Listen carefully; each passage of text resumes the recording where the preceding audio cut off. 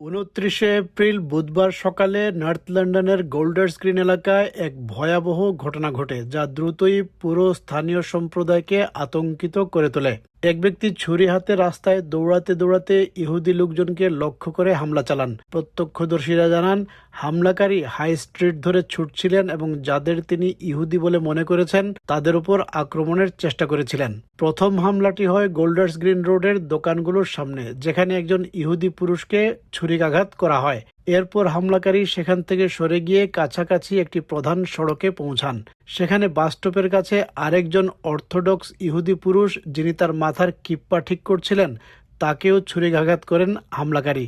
খুব অল্প সময়ের মধ্যে ঘটনাগুলো ঘটে যায় এবং এলাকায় আতঙ্ক ছড়িয়ে পড়ে।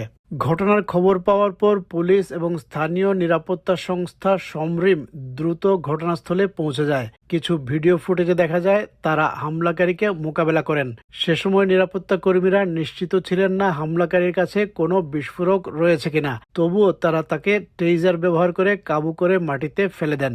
পরে ৪৫ বছর বয়সী ওই সন্দেহভাজন ব্যক্তিকে গ্রেফতার করা হয় এবং হেফাজতে নেওয়া হয়। তার বিরুদ্ধে হত্যাচেষ্টার অভিযোগ আনা হয়েছে।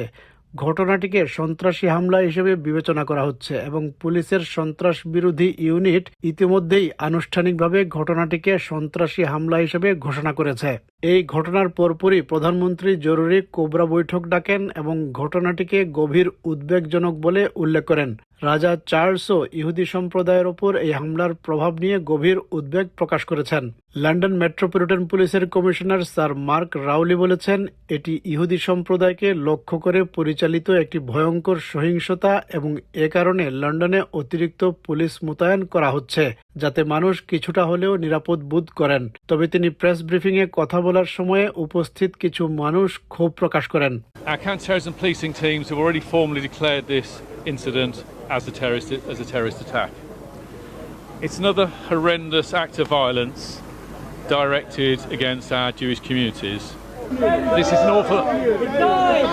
is an awful attack today. It is completely understandable why Jewish Londoners feel afraid. That's why we're putting so much extra police. Shame on you! What we've heard. Shame on you! Shame on you! Shame on you! Shame on you! What we've seen here on the streets of Golders Green today is appalling.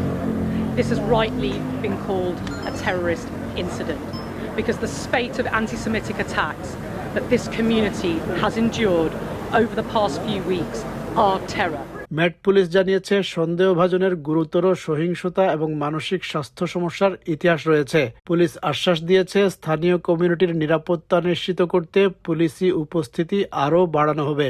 এই ঘটনার পর Golders গ্রিনের ইহুদি সম্প্রদায় গভীরভাবে আতঙ্কিত ও বিচলিত হয়ে পড়েছে এবং পুরো এলাকা জুড়ে এক ধরনের অস্বস্তি ও উদ্বেগের পরিবেশ বিরাজ করছে।